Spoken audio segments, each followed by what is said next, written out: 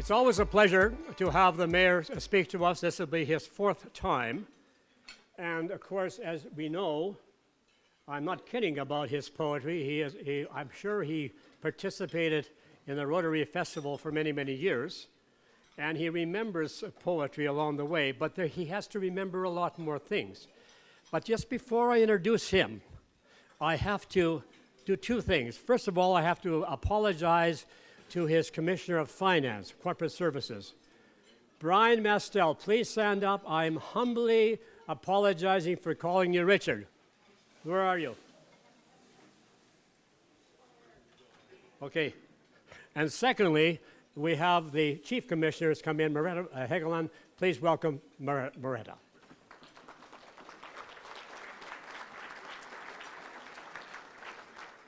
Now, as you would expect, municipal government has become much more complicated than it ever was. I recall having a little duty for several years, and we'd have probably an agenda package about a half an inch. Now, not only is it about 4 inches thick, but it also everyone has a computer. And you just watch the councillors, by the way, as they flip to trying to find page 67 on their computer, or 437. And so the mayor, of course, is in charge of this and has to keep control. And he does that well. So let us just find out what has happened, a quick recap of 2016, and what he and the council have in mind for 2017. Ladies and gentlemen, His Worshipfulness, Mayor Keith Ted Clugston.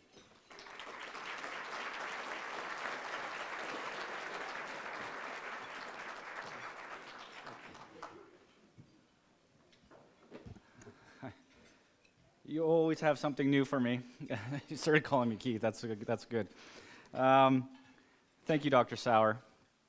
I actually hoped you enjoyed some of the videos that were playing earlier as you came in.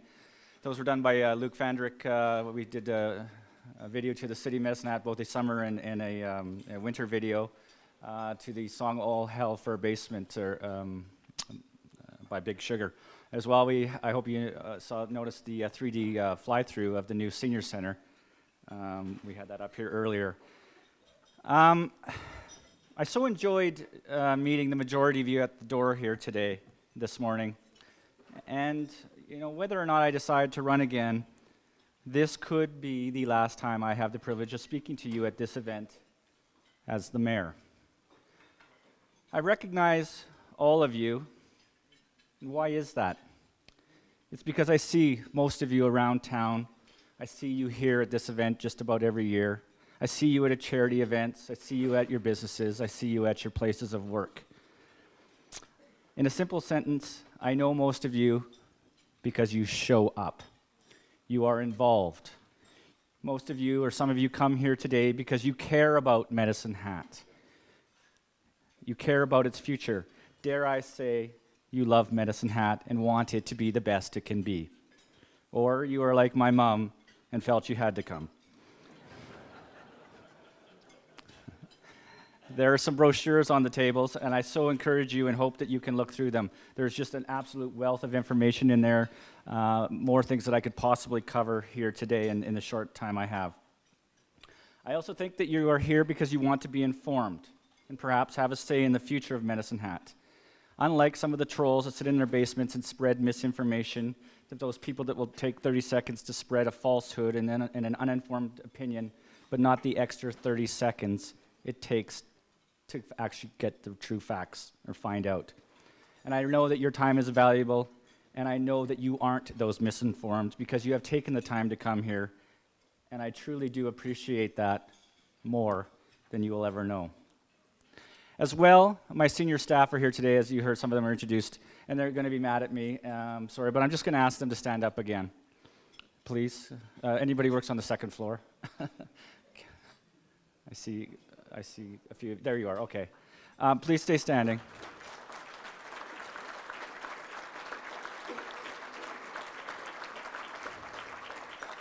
I'm going to show you lots of accomplishments and projects up here on a slideshow that have occurred over. I'm going to talk about the term, not just the last year. And all of these ideas or accomplishments were just ideas inside of City Council's head. But it is these people over here and all the other employees of the City of Medicine Hat that implemented those ideas. Whether or not they agreed with them, or once it became a direction of council, they dutifully carried out council directive. These are our trusted council advisors. I like to call them my brakes when I have the foot on the gas, my sober second thought.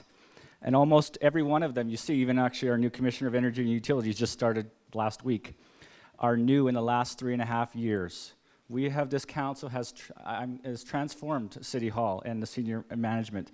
And we have made some major changes to this council. And I'd like to say that we have surrounded ourselves with the best people we could. And so thank you.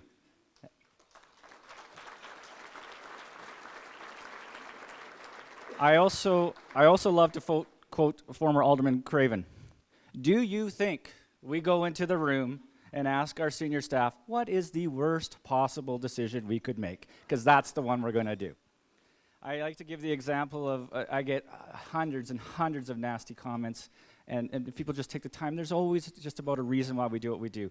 Council, our senior staff gives us what we call a decision item, choice A, choice B, choice C. Choice A is usually what their recommendation is the best, choice B is not so good, and choice C is an absolute terrible choice.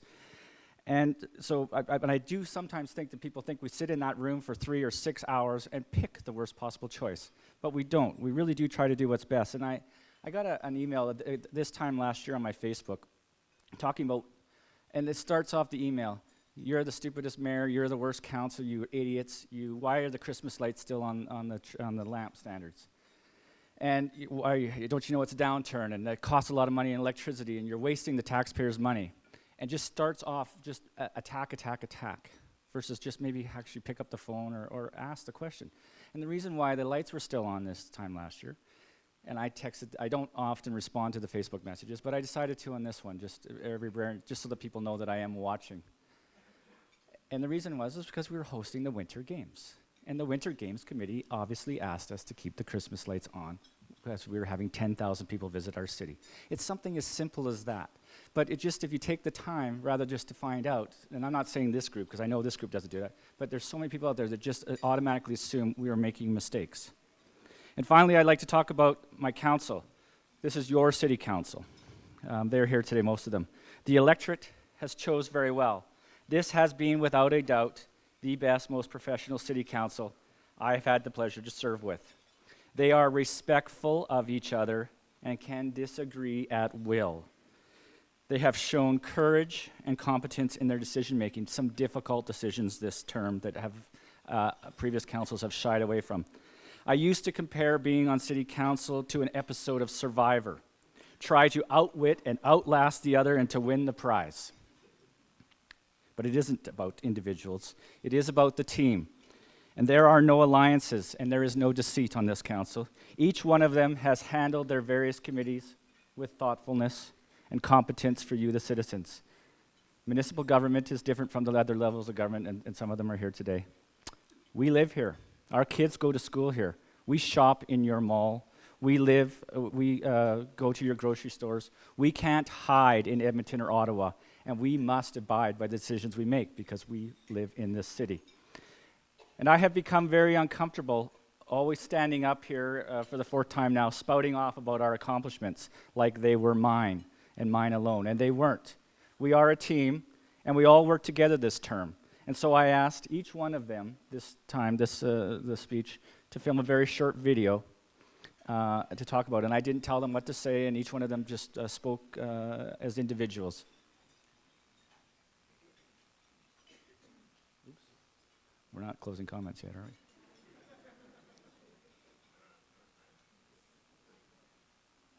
Sorry. We've made it 4 years without a technical difficulty. Here we go.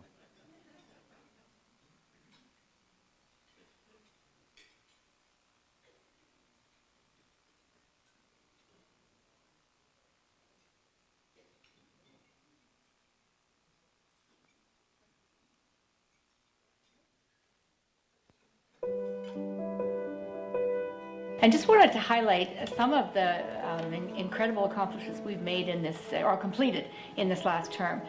We've opened the Canalta Centre. We have opened an amazing new expansion to the Family Leisure Centre. We have finally dealt with the Senior Centre, and the shovel will go in the ground sometime this spring. And we'll be opening a new fire station, which will, rather than opening a fourth station, with 3 stations now, we'll even be able to provide increased coverage and response times, which for me is very important in terms of a safe community, as are the police service. We're soon to see some positive changes with transit and a fair entry policy that will take care of those folks who maybe don't have the privilege of being able to attend the recreation facilities like some others are. We've got amazing parks, recreation facilities, and that all falls within, and cultural opportunities, all falls within public services mandate, and I'm especially honored to be able to serve on that committee. One of the important decisions, I think, as a group we made involved the Family Leisure Centre expansion. When we were elected, obviously the past City Council had approved the expansion process, and in that process included a additional sheet of ice. And going through the process, we identified that the additional sheet of ice was going to cost a lot of money for the city, and we had a fairly significant amount of ice already available for our citizens. And we decided to look at some other options. And I think what ended up being developed at the FLC in terms of a community-wide multiplex that has just given so many different user groups the opportunity to be a part of that facility. Looking back, I think that's something that I'm going to be proud of, to be a part of that decision. One of the most important things that we have been able to accomplish in the last year or two is the berming in Medicine Hat. It's not one of those typical issues that most people associate with accomplishment, but for me, as a city councillor, past term and current term, I'm very proud of our commitment to protecting the citizens of Medicine Hat in the low-lying areas. And when I think about what's important, our lives and our opportunities to safeguard our homes is probably foremost on our minds. And so the berms for me are paramount, and I'm very, very proud that we were able to accomplish that. I was very pleased with the fact that the mayor appointed me to most of the economic development committees, and during the last 3 years I think we've made quite a bit of progress there. One of the things that I noticed after only attending a few meetings of the EDA, that the city was not getting their money's worth from that particular organization, and that prompted us to look at other methods of promoting economic development in the city, and that led us to forming the Invest Medicine Hat organization. And I have to say I'm very proud to be sitting on that advisory board, and I think we've made some progress. As a committee member, I'm most proud of my individuals that are on my municipal planning commission. We've made a lot of decisions. We've helped guide the land use bylaw over the past 3 years, and the individuals that I have on there, the individuals from our community, are great members in the community. They're important members in our community, and we've tried to make it where the planning is a lot more transparent. They have a lot of meetings with the shareholders within our community, or the stakeholders, and I think we've gone leaps and bounds. It's a living document, and I hope to keep that living document moving along.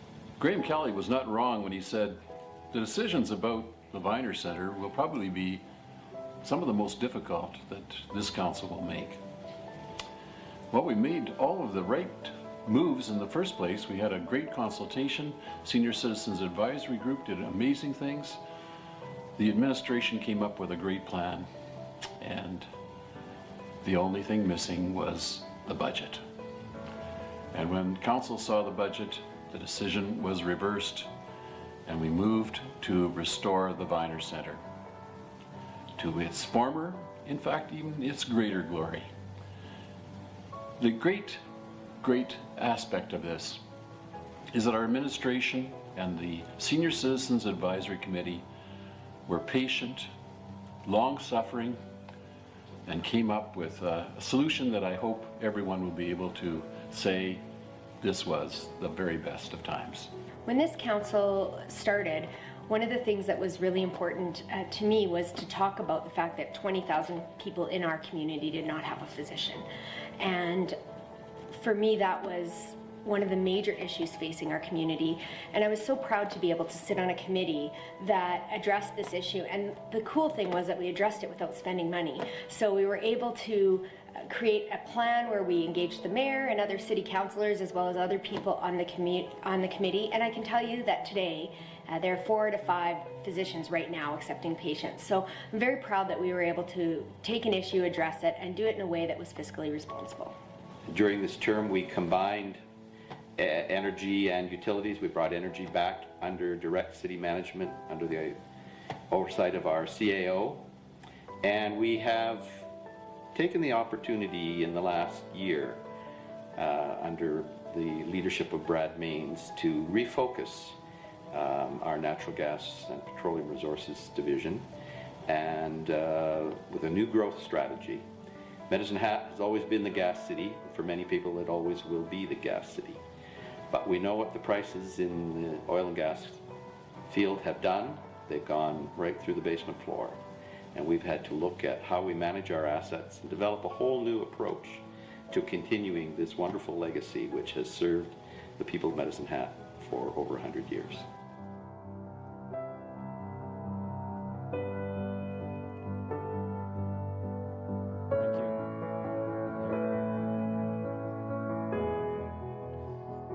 So thank you to City Council for filming those videos. And now I have a bit of a slide presentation, and I already am looking at, and I'm already way behind. So I'm going to hammer through this, and then have some closing remarks so that you can get back to work. So Council set 6 strategic priorities. So we've basically, what this slideshow is going to present is our strategic priorities, and then under each heading, what we accomplished within those priorities. So our first one was economic development. I think that was everybody's pretty aware of that. I've gone over, some of you have been here many years, and you've seen all these things, so I'm going to go very quickly. But downtown revitalization, city center development, we continue with the city center development grants, and we've done a ton of utility and deep infrastructure improvements. We've been targeting new investment, South Saskatchewan River Plan. We have a business expansion rate, which we are hoping that some of the major industries take us up on. Airport, we've talked about a lot of the new facilities in Medicine. I forget about, we actually expanded our airport as well, and it is great, and we've also been able to attract another air carrier, which was the goal. Now we all want WestJet, I know, but we do have now direct flights to Edmonton. City Hall approval rating at planning. Planning was often one of the things that people complained about a lot, but as you can see, the approval rating is actually quite good. We've been doing more stakeholder engagement and consultation, I think, than I've ever seen. Basically, we don't do anything until we tell you all about it. Even these, you can see all this financially fit over here. I hope you have time to take a look at some of that. Construction, you talk about the downturn, but you know what? It hasn't been that bad. Overall construction, yes, it is down, but, we are still hanging in. Ribbon cuttings. I bet you I go to at least 1 or 2 ribbon cuttings a month. There are lots of new businesses starting up. This is just a small snapshot of some of the ribbon cuttings that I've attended with the Chamber of Commerce. Some people have lost their jobs, but now they're pursuing a dream, perhaps something that they always wanted to do, and taking a risk. But there are new businesses opening in this community every day. Infrastructure and amenities was another one of our strategic priorities. You heard Councillor Dumanowski talk about the berms. I think, we like, event centers are nice to have, leisure centers are nice to have, senior centers are nice to have, but our number one priority is the safety of our community. That is our first priority. It's the top of the pyramid on the hierarchy. Berms have been talked about for 100 years in this community, but then allowed to lapse and lapse and lapse. This is the first council that had the courage to build them and to go ahead without the province. We took a big risk. The province told us, just wait, you'll get some money, we'll help you do it. But if you wait for the province, you'll never get it done. So we did it, and we have actually now been receiving some money back from the province. So I think this will be one of the things that we can leave behind. And I keep saying I kind of hope for a mini flood, because I really do want to stand on the berm and watch the water go by. And if they don't work, I'm moving out of town. Asset management's been huge. We've been reinvesting in the downtown. This is Maple Avenue Bridge. We have over a 30-year plan to redo basically the deep infrastructure in this community. It's about $1 billion plan. We're into year 4. We just passed a ton of borrowing debenture bylaws last night. It seems scary, but these are long-lived assets, 75, 100 years, and we are still in great financial shape. New power plant. We're building a new power plant. It's a $66 million power plant. You can see it up in the north, up by the Canalta Center. We have a whole bunch of uncertainty with the province right now with electricity rates, with going to a capacity system, capping rates, but with the elimination of coal-fired generation, this could be a huge win. And this is a 25-year asset as well. Yes, some years it may not make money, but over time, we really expect. And plus, we are a stranded city, or we are an island in the province. We have a must run. We must run our power plant to provide you electricity. We don't have an option. And we upgraded all the transmission lines as well, from 69 to 138 kV. Dunmore Road overpass, this was a provincial thing. I remember I was standing in the field with a couple of about 4 previous ministers of infrastructure begging for this overpass. This was a funny day. We nearly killed one of these workers because that we were doing a ribbon cutting with that truck, but the ribbon didn't break, so we dragged them along. Social wellness is one of our priorities. Of course, the event center, we all know. I hope you've all been there. It's just fantastic. I'm very proud. I tour people through, new citizens all the time. We have some of the SMG right here today. They have done a remarkable job running that event center during some tough times. The Family Leisure Center. The Family Leisure Center got lost, I think, in the shuffle sometimes because of all the talk about the event center. But this is honestly, if you haven't been there, this is the premier facility in Alberta. There is no other facility with this amount of amenities under one roof. Yes, there may be some other facilities in Alberta that have 2 sheets of ice, and we only have 1. But when you factor in the Methanex Bowl and all the multi-use, this really is a pride of our community, and it is open and available for everybody. And you heard Councillor McIntosh talk about it. Senior Center, of course, you heard Councillor Pearson talk about this. This is the last thing we have left to do. The shovel does go in the ground in the spring. And it was contentious and controversial and took up a lot of this council's time. But I think we did come to the right decision. It did take us 3 years, but it did take us 10 years to get the event center built. Public safety, I alluded to that earlier. We opened a new police hall. We're opening a new fire station. We are actually even going to be building another fire station starting hopefully this term. Most councils, I think, and Dr. Sauer can attest to this, if you built a fire station during your term, that was a successful term. You got a capital project done. I can't even count all the capital projects that have been initiated and completed during this term. It's in the dozens. And the fire station and police station, and Notify Me Now. If you go on your website, I'm sorry, I'd like to explain it, but I just don't have time. It is a great new system that will target you. If you give us your cell phone number, your email address, and there's a flood or a tornado, well, not a tornado, or a toxic spill, we can actually find a geographical zone and warn you, and you can get a text message instantly from the computers. It's a great thing to sign up for. We did a speed limit review we changed them all to 30 in the school zones. We've been designating a ton of historic resources. A lot of communities just mowed everything down. Calgary is an example. They're downtown. We have a great heritage resource committee that does a ton of work and is trying to preserve. And so we go around, and all these buildings are now protected. They are, some of them are national historic resources, I think some of them are.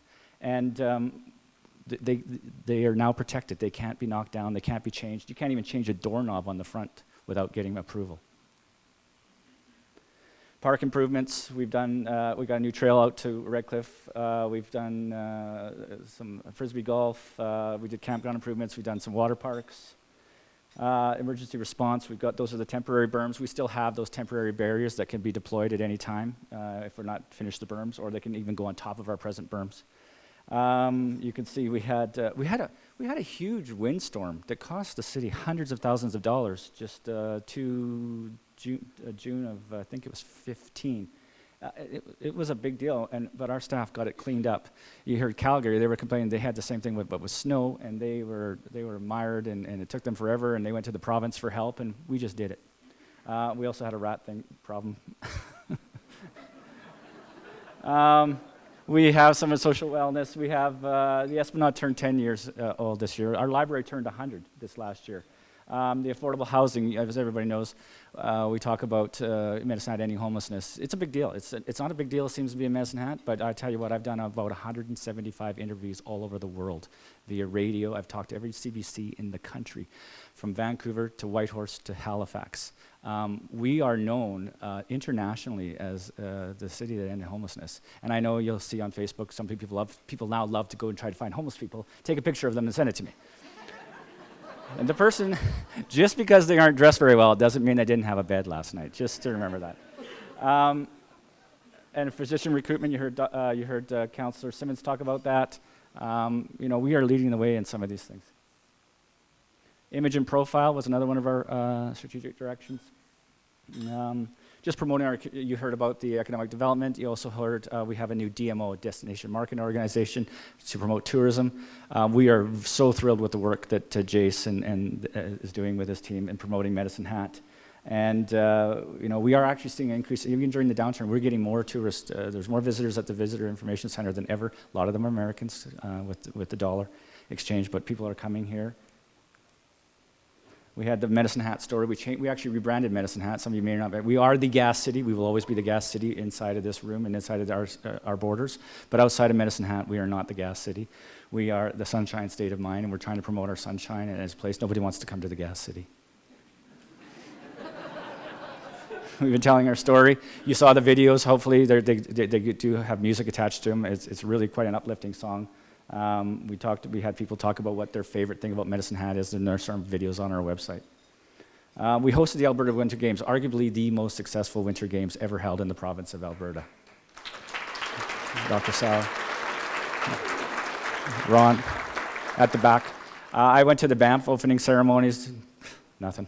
It was freezing cold, there was nothing. Our opening ceremonies, I stood on the stage at the Canalta Centre, that top picture there, and I stood and I saw 7,000 people, and kids mostly, teenagers that had come to our community to compete and participate with their parents.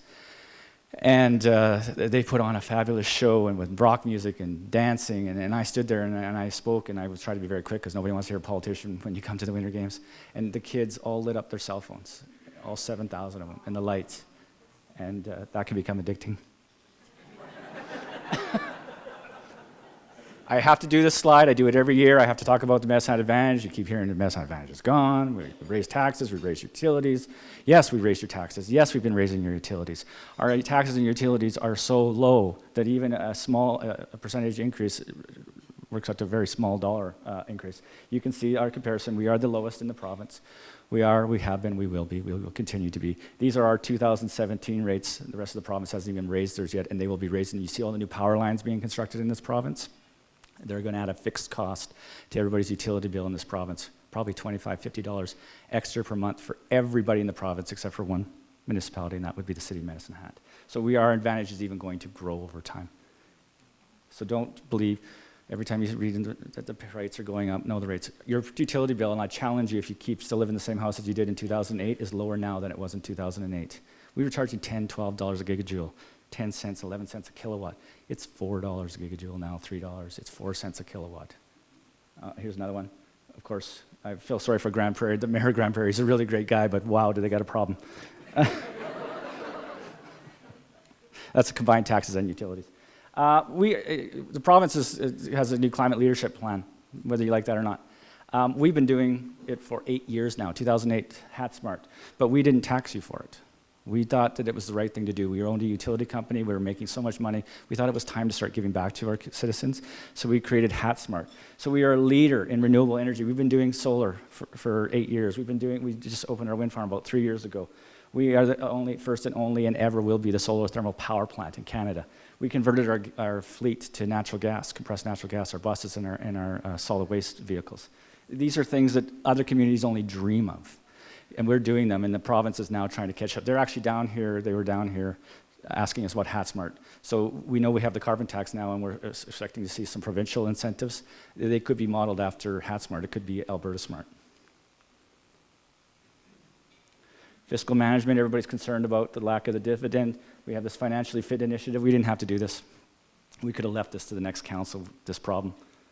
but we've decided to be proactive. I always say, you know, the best time to plant a tree is 10 or 20 years ago. The second best time is now. So we're going to take control of our finances. We're trying to replace the dividend, our dependence on the dividend, but not give up on the dividend. We actually have a growth strategy. We're getting into the oil business, exploration business big time, and we actually do hope to return to a dividend.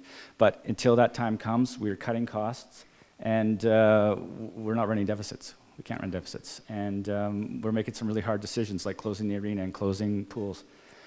I want to talk about the automatic AMI meters. Remember about 3 years ago, they were going to give you brain cancer, and you're going to have tumors growing out of your head. Everybody seems fine. No tumors, no cancer. There was so much fear-mongering about these that they were going to start on fire and burn your house down. So much fear-mongering that the province of Saskatchewan installed them and then spent millions pulling them out. And we were under a ton of pressure, this council. If somebody dies because one of those meters kills somebody, starts somebody on fire. I woke up at 2 a.m. many nights worrying about, have we made the right decision? But this council stood firm. We knew there was nothing wrong with the meters. They worked fine. And not to fall for all the internet garbage. And so we didn't pull them and saved you millions. And had the courage to continue on with the project. And of course now you probably even forgot that you almost even have them. But I do encourage you to sign up for e-billing, because you can watch your meter, you can see if your kids have left the air conditioning on or turned the lights on, and you can phone them and yell at them. And you can also watch your utility bill and keep track. Okay, I was alluding to this. Healed pool. When we recognized some of our lifeguards last night for long-term service. I was a lifeguard. When I was a lifeguard, if you misbehaved, you had to go work at Healed Pool, and that was the 80s. It was the Siberia of pools. And so it was in rough shape in the 80s. So every council since then staff has recommended, you gotta close Healed Pool. It's losing money, nobody's using it. Gotta close. And no council had the courage to do it. And sorry, but some of those council members that are here, this council, and I was actually the one that was getting shaky in the boots. The other 8 of them looked at me and said, it's the right thing to do. We closed Healed Pool. It was a financial decision. Yes, it was an emotional decision, but we had to make the right decision, closing the arena as well.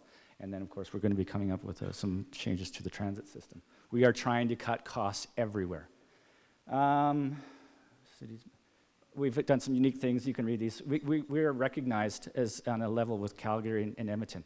We have now been granted by the province the right to invest in equities. Lethbridge, Red Deer, Grand Prairie aren't allowed this. We have been given special status because of our strong financial base. We still have $500 million in the bank. Contrary to what all we're talking about, there being a shortfall. There is a ton of savings, and we're allowed to invest them now. We've done LED light conversions, and there's just been so much going on.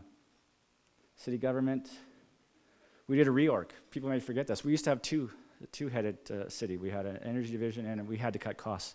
With the downturn, we moved everything under one CAO. Maybe it doesn't sound like a big deal, but it was a big deal. There was a lot of uncertainty for our staff. Transparent government. Voter radar. Voter radar revenue now comes to I know you like or you hate voter radar. We did make a major change. We did a voter radar review, and now all the revenue comes to the city of Medicine Hat. Whether it's perception becomes reality or whatever, when you have the police setting up the voter radar and then they receive the fine revenue, there is a perception that perhaps it isn't above board. So now the revenue comes to the city of Medicine Hat, whether that is correct or not. Leadership. So some of the things we didn't accomplish this term, we had set some priorities, and so we've accomplished just about everything we set out to do, except for a few. 603 First Street was a platform of mine, and many of the council wanted to build this building when we first got elected, but we listened. We had a downturn. Oil was $100 a barrel when we were going to do this. It's not. And so I think a responsible government, a municipal government, is that when your citizens are telling you you're in the wrong direction, you're making a mistake, is you listen to them and you adjust course. And so I think we made the right choice by not.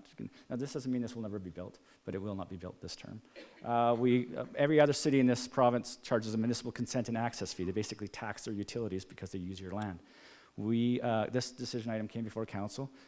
We're looking for revenue, but this council, for the moment, has decided not to add a municipal consent and access fee. That's another one of the reasons your utility bills are so low. However, it is a line item on your bill. You will notice it, but it's a zero. So some things we're going to move forward with just before the end of this term. We're going to the senior center. We're going to do a speed limit review. I actually like to say to the staff, once we get that Parkview Drive up to 70 kilometers an hour, my work here is done. For those of you that drive that road, yeah. We're going to finish, we just passed last night. I was almost going to have to take this one bullet out because we almost didn't pass curbside recycling, but we did pass it last night 4-3 vote. We're going to continue with flood mitigation. South Railway is going to be upgraded, and we have a sports and events council starting, which is going to bring more things like the Winter Games, more events coming with some of the reserve funds, or I guess you call it heritage legacy funds from our Winter Games made a profit. And looking forward, we're going to have hometown hockey here in March. We are going to be hosting the Special Olympics, Councillor Varga, and we are also hosting the Little League Championship. The winner of this goes on to the World Little League. And as Director of Communications, we finished second in 15, third in 15, second in 16, so we're going to finish first in 17. So for some closing comments, I know many of you have seen these slide presentations before, so that's why I've moved so quickly. And then dare I say, what we have accomplished has been unprecedented in the history of Medicine Hat. And I struggle with this speech today, more so than I have with most, but because trying to keep it fresh, trying to keep it new. And I do see some great strengths in our city. We are a very resilient community. We have been through commodity downturns and survived. And natural gas has been in the tank since 2008. And we are still here. Our major industries burn gas, and they still do, and hopefully will for the foreseeable future. And it is what has made this city. And we've actually seen massive greenhouse expansion. Greenhouses, that's something you might not think of as a major industry, but we're seeing that because of the low price of gas. And you're going to see even more of them. And we're seeing new business startups. And those businesses that survive will emerge stronger and better able to excel and grow. And the city of Medicine Hat, the municipality, expects to emerge much stronger. And we have a Heritage Trust Fund. So all the talk about us, we have a trust fund in the city of Medicine Hat. Up until last year, our newest hotel was 10 years old, and it was the Holiday Inn. We've opened up a new one in March. There's another one in construction, and we could be opening up even more. Our commercial land is selling. Walmart is finally going to be rejuvenated since 2007. Things are happening. We have a KEG. We don't even qualify for a KEG. You have to have 100,000 population. We have Save on Foods. And our real estate market in general is holding fairly well. I do see some fantastic opportunity in the oil exploration business for the city. And while some of our competitors are exiting, we are taking a counter-cyclical approach, and I have complete faith it will work. We've been able to take advantage of this downturn and hire some of the best people in the world. In some of my past speeches, I have been very critical of our present provincial government and speaking with anger and frustration at the direction this province is headed in right now. And this province that I am so proud of, which was once the economic driver of Canada, has, in my opinion, been forced to suffer under some crippling economic policy, and now we are in debt. But I am reminded of Hanlon's razor. Never attribute to malice that which can be explained by incompetence. Perhaps, I'm sorry, but perhaps that's all it is. So while you may not agree with the carbon tax and provincial renewable energy initiatives, these are the new norm for today. These are the new rules, and we can capitalize on them or watch others benefit. We actually should see some spin-off, as we have a great solar and wind resource, and I've lost track of the companies that are knocking on our door to invest in renewable energy in Medicine Hat. And Invest Medicine Hat can attest to this. The city has cut costs everywhere, and we continue to do so. We've cut almost $8 million out of our operations.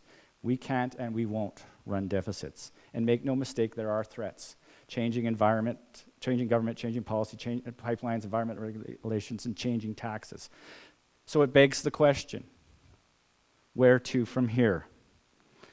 After these last few projects are completed, I would say as a community, we want for nothing. Yes, there are utopian ideals of no crime, no domestic violence, no hunger or poverty, that are still worthy goals. But compared to any other municipality in this present day, we want for nothing. I recently toured the mayor of Lethbridge through Medicine Hat. I took him to the event center, I took him to the leisure center, the Esplanade, and Medelta. I couldn't get him out of the Medelta gift shop. He was so impressed, he tweeted about how great Medicine Hat was to his own citizens. Talk about civic rivalry. Well, I wouldn't do that about Lethbridge. They are arguably our closest sister city. They want everything that we have. Their quote for their esplanade, which I'm going to call it their esplanade, is $80 million. They don't have the money. I see the next council's mandate is to keep a steady, stoic, and firm hand on the ship, to rebuild the city's reserves and ride out the commodity downturn till we return to profitability, and we will. To build on the foundation that this council has set, cutting costs and repositioning the natural gas and petroleum resources for the future, and actually the entire utility on a new but profitable road, protecting our heritage for another 100 years. I really am very optimistic, even bullish, on Medicine Hat.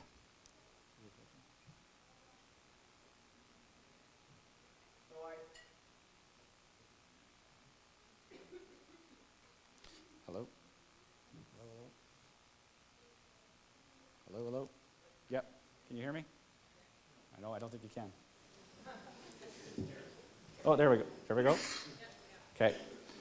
I like to say I first came out of the closet 3.5 years ago with this poetry thing, and I took it on a whim, took a chance.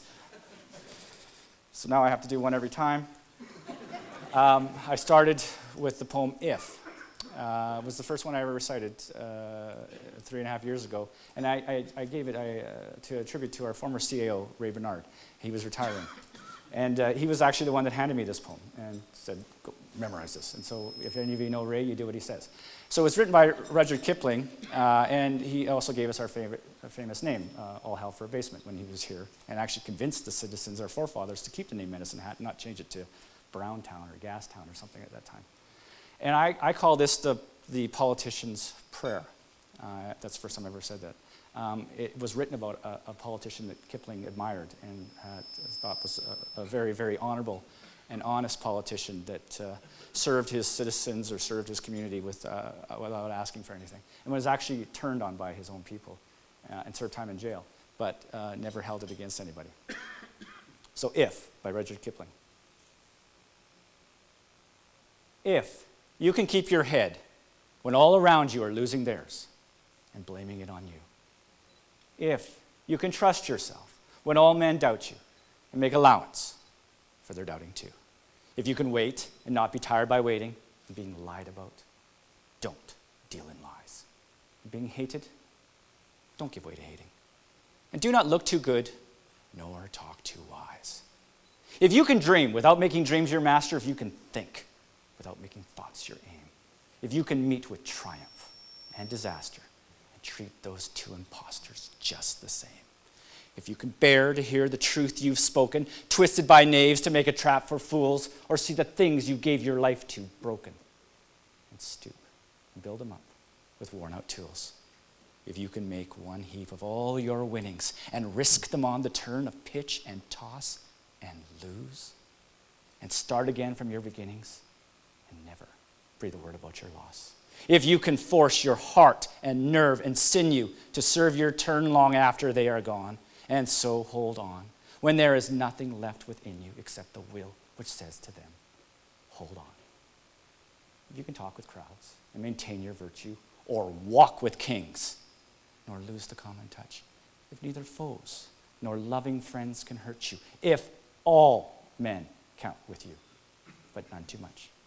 If you can take and fill the unforgiving minute with 60 seconds worth of distance run, yours is the earth and everything that's in it. And, which is more, you'll be a man, my son. Thank you.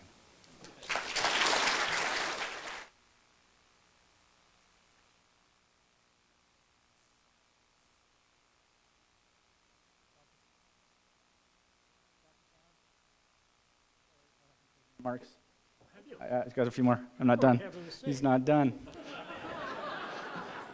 I've just got another. So some of you may have, I know we've got a big turnout and it always makes me nervous. Some of you are maybe not even here to hear all what I just went through. But you've come and sat through it and listened through it again anyway. Perhaps some of you here and wondering, is he running again? Even my mom doesn't know.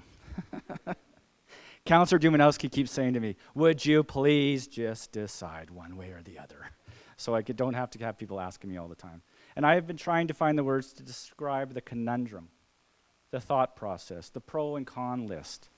And I couldn't come up with the words, but they came to me in an email from the mayor of St. Albert, actually, a man I actually look up to for his intelligence, honesty, and statesmanship. And in his words, these are his words, "The greatest use of life is to leave a legacy that outlasts us as individuals. While I have helped that as a father, a business person, and as a coach, I'm also very proud to have teamed up with several councils who have helped the community do that for and with our community. Now, unless one has served as mayor, one never really understands the specific and unique challenges that a mayor has or faces. It is intimate knowledge and experience reserved for few. The tremendous emotional, physical, mental, and family demands are far different than that of a counselor, remarkably different than what staff or the broad community will ever understand it to be. As mayor, you can actually, and even must, grow in kindness, because that same kindness is regularly tested. But the unique challenges at the same time are also the same pleasures that come with servant leadership. I have served my duty as leader, and I have not served as a performer playing to a gallery. I have worked to give correction without resentment when needed, and I have also worked to see the sameness in beggar and in queen, in child and in king. I have stuck to my values even while being tested, since as we know, if you don't, they are not values, they are just hobbies. And it has been said that one should leave the stage or the ring while the crowd is still clapping. And while I am not certain if indeed the crowd is still clapping, there is something to be said about choosing your time. And when I started this, when I started in politics, my boys were 7 and 5, riding bicycles, and now one of them drives. I have made some personal mistakes, and you can just ask the haters because they'll be sure to remind you. But professionally, I think we have done very well as a council, and I think we have served you well. So, barring any unforeseen circumstances, I will seek re-election this year. Thank you.